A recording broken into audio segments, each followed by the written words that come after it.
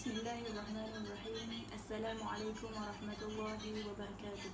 Saya di sini ingin berkongsi kepada kalian semua mengenai bersahabat cara Rasulullah sallallahu alaihi wasallam.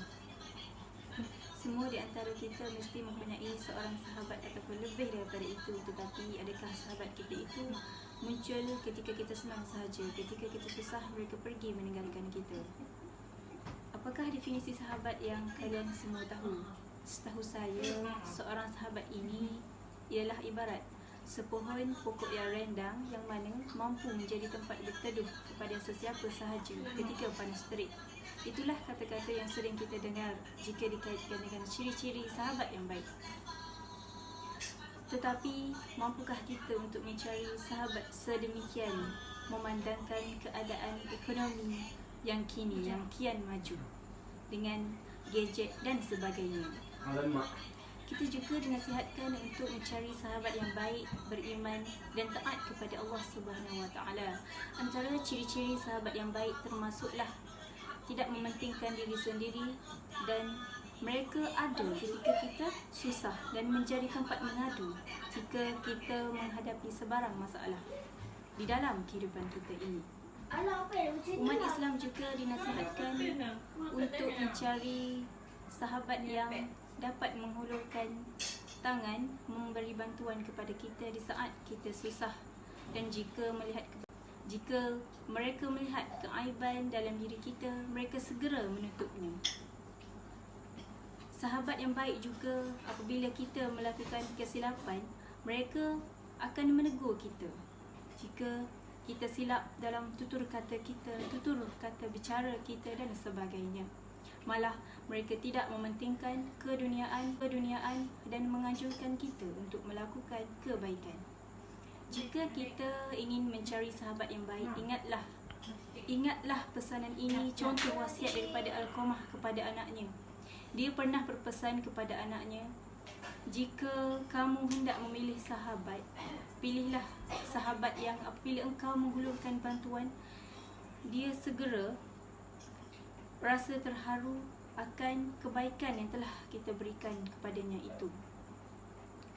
Dan juga Alqamah pernah berpesan bahawasanya kita ni sebagai seorang sahabat perlulah tidak menjadi seorang yang mengadu domba dan sebagainya, seperti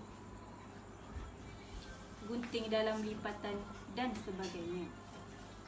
Contoh lain pula termasuklah kisah antara persahabatan Sayyidina Abu Bakar radhiyallahu anhu dengan Nabi Muhammad sallallahu alaihi wasallam, di mana persahabatan mereka ini amatlah begitu rapat sehingga membenarkan dan mengiyakan sahaja apa yang diperkatakan oleh baginda Nabi sallallahu alaihi wasallam.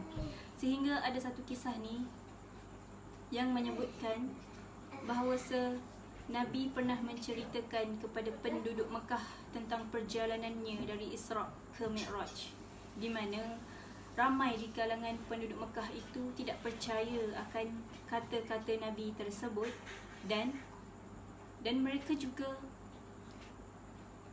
telah menyatakan bahawa Nabi ini berbohong dan mereka-reka akan cerita tersebut. Tanpa ragu-ragu, Sayyidina Abu Bakar radhiyallahu anhu mengatakan kebenaran kepada penduduk Mekah tersebut, bahawasanya perkataan Nabi ini semua adalah benar, tidak ada yang salah satu pun. Maka Nabi Sulaiman juga pernah berpesan. Selain itu juga Abu Sulaiman pernah berpesan, janganlah engkau sekali-kali berkawan melainkan dengan dua orang ini. Yang pertama, jika engkau hendak memilih sahabat, pilihlah sahabat yang memberi manfaat kepadamu di akhirat. Dan juga yang kedua, seorang sahabat yang jujur jika berkawan denganmu dalam urusan dunia. Kembali pula kawan denganmu dalam urusan dunia. Kembali pula kepada kisah persahabatan antara Sayyidina Abu Bakar radhiyallahu anhu dengan Nabi Muhammad sallallahu alaihi wasallam, di mana Sayyidina Abu Bakar radhiyallahu anhu memberi sepenuhnya komitmen tentang penghijrahan Nabi Muhammad sallallahu alaihi wasallam.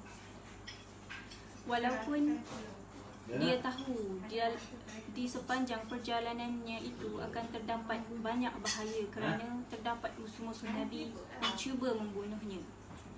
Akhir kalam daripada saya sebagai kesimpulan yang ingin saya buat adalah kita perlulah mencari seorang sahabat yang mempunyai ciri-ciri seakan sama ataupun memang sama dengan sikap sahabat kita seperti Sayyidina Abu Bakar radhiyallahu anhu, kerana kita dapat menumpangnya di dunia maupun akhirat. Akhir kalam daripada saya, jika tidak dapat ambil semua, jangan tinggalkan semua. Semoga kata-kata saya ini, nasihat saya ini dapat memberi manfaat kepada kalian semua.